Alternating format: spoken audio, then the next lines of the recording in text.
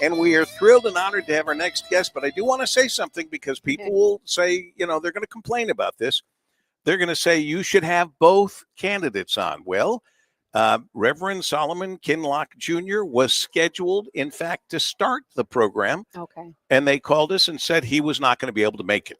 Okay. So I know you guys are very busy. Yes. Very busy. And so maybe he had something that came up. And I'm assuming he's going to be here for this meeting to speak. You are speaking first. And the you I'm talking about is the woman who has served as a Detroit City Council person for District 5, demonstrating a track record of service and leadership within the community, helping her to become the youngest person to ever be elected to the Detroit City Council, November 2013. The Detroit Free Press picks her, endorses her to be the next mayor of Detroit. Of course, I'm talking about Detroit City Council President Mary Sheffield. It is a pleasure. Thank you so much, Paul, for having me. It so is good to see you in person. Well, I always just hear your voice. Well, it's nice of you to say that. Yes. And the last time we were in person was at the University of Michigan groundbreaking. Yep. And I've told the story before. You took the helmet off because you all had helmets on, and you have such beautiful hair.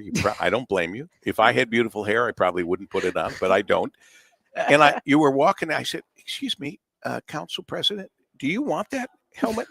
No, Paul, you can have it. And so I have that's history right there. It's in my office. I have it for Comerica Park. I have it for all these places with the helmet. So I collect them, as it turns out. Beautiful. You have a vision. One of your visions I read about in the Detroit News the other day. You believe that Detroit can be a place, the safest, biggest city in America. Yes, that's the goal. Yes, I do believe that we have to continue to support both our law enforcement agencies and the community violence intervention work that we have here on the ground. We have had record low crimes in Detroit. Just this year alone, we've seen a reduction in all categories of violent crime compared to last year are down. And so we are making progress, but we do know that Detroit is still far too unsafe. And so we are going to continue to address public safety holistically. That is ensuring that we are not just policing our way out of it, but we're also providing the proper support for prevention by launching the city's first ever Office of Gun Violence Prevention and ensuring that youth have access to programming, investment in employment, and ensuring that we are providing the support for our youth to ensure that we're driving crime down as well. You publicly said you will keep Police Chief Todd Bettison in place. You've got an eye toward focusing on community input and preventative policing. Yes. Yeah, both. I think the chief has done a great job to date. He is someone who I have learned to be someone who is community focused and centered and ensuring that it's not just an approach of over policing our neighborhoods, but actually building partnerships with our community, which I think is key. In the community violence intervention groups. Yes, that is the work that we've started where we have organizations who go into high crime areas and they're connecting young people with opportunity. They're mentoring young people, and they're also focusing in on gang activity within high crime areas, which has proven to work already. Detroit City Council President, Detroit Mayoral Candidate, Mary Sheffield. Take as much time as you'd like with your vision. I'd just like to get an overall feel. I think I know, but that's because I have to pay attention to this stuff. But I want our WJR listeners to know. So I really believe that Detroit is a destination city in that we can ensure that this is a place where everyone, families, young professionals, our seniors, our youth, all feel included and invested in. And so I believe that we have to, number one, continue to focus on how we redevelop and reinvest in our neighborhoods. We know that in order for our population to grow, for families to move back and to stay, that we have to develop our neighborhoods. Strong neighborhoods create a strong Detroit. And so we're going to prioritize neighborhood investments. We're also going to make sure that this administration is focused on education. While we don't control the school system, the mayor can be a greater partner at ensuring that we have better outcomes for our youth, because most families are not going to stay in a city where the educational system is not strong. Or come to a city. Or even come to a city. Correct. So we got to make sure that this administration is very much so focused on education. We also talked about public safety, which we're going to continue to focus and drive down, but also we're going to ensure that we're lifting up the incomes of the people that live in Detroit. We know that Detroit still has a very high poverty rate.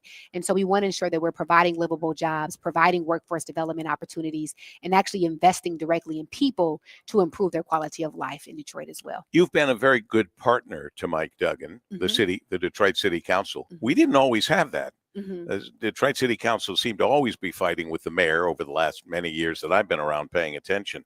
So Mike Duggan has supported you and has put his support behind you.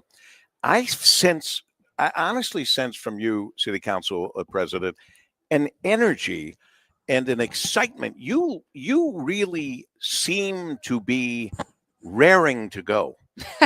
I mean, you are, because you've been alongside and you've watched what the mayor has done, but you have your own ideas. For sure. And I think it's good to mention that I am more than prepared. I've served 12 years. I have the experience. I understand government, how departments are run, how basic city services are deployed. And I think that is important because Detroit's recovery is fragile. We've made tremendous progress, but we can easily slip right back. And so while I do bring a wealth of experience, in prepared, ready day one, as you mentioned, I am not the mayor. And he was very clear when he endorsed me. He said, listen, I'm not supporting her because she's going to continue what I've done in my priorities. He said, I support her because she is the most prepared and qualified leader that will ensure that Detroit continues to rise higher and that the opportunity now goes deeper into our neighborhoods. So is there anything that scares you a little bit? Is there anything that you're concerned or nervous about coming in as the new mayor of Detroit? Well, I think just in general, we're living in very difficult times and challenging times politically. We are going to have to figure out how to do a lot more with a lot less. And with the amount of federal funds that we probably will not receive again, and just some of the political climate that we're in, just trying to navigate that uncertainty definitely is a challenge. But I remain hopeful just because of the amount of philanthropic and corporate support that are ready to step in and step up to support us as well. And what excites you the most about this opportunity? Finally, as I said, you were standing by the mayor, but you have your own ideas and you're going to do certain things differently just from watching him. It's not a criticism of him. It's just the reality. You're your own person.